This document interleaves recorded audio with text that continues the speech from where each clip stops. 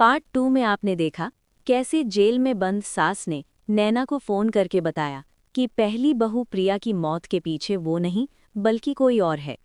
और जब नैना ने रोहन के लैपटॉप में तो उसके पैरों तले जमीन खिसक गई।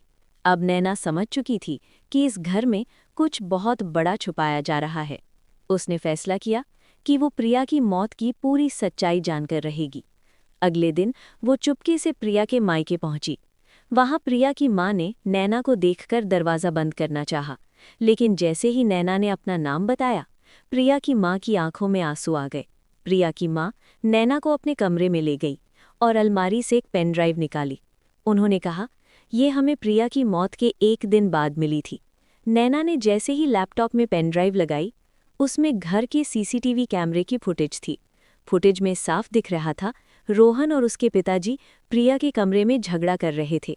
रोहन चिल्ला रहा था, तुम्हारे नाम की इंश्योरेंस पॉलिसी हमारे काम आ सकती है। अचानक फुटेज में रोहन प्रिया को धक्का देता है और वो टेबल से टकराकर गिर जाती है। उसका सिर दीवार से लग जाता है। प्रिया वहीं बेहोश हो जाती है, लेकिन रोहन और उसके पिताजी उसे अस्पताल ले जाने के बजाय सीढ़ियों से नीचे धक्का दे देते हैं ताकि ये एक एक्सीडेंट लगे। नैना तुरंत वो फुटेज लेकर पुलिस स्टेशन पहुंचती है।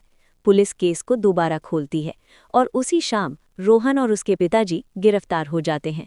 रोहन चिल्लाता है, नैना तुमने हमें धोखा दिया। जेल में अब सास रो रही थी, मैंने अपने बेटे को बचाने के लिए तुम्हें फंसाना चाहा था। नैना समझ गई कि इस घर में मोहब्बत नहीं, सिर्फ लालच था। क्या नैना को इंसाफ मिलेगा? क्या कोर्ट रोहन को सजा देगा? जानने के लिए देखें सास की साजिश फाइनल पार्ट। वीडियो को लाइक करें, चैनल को सब्सक्राइब करें और कमेंट में बताएं क्या रोहन को फांसी मिलनी चाहिए।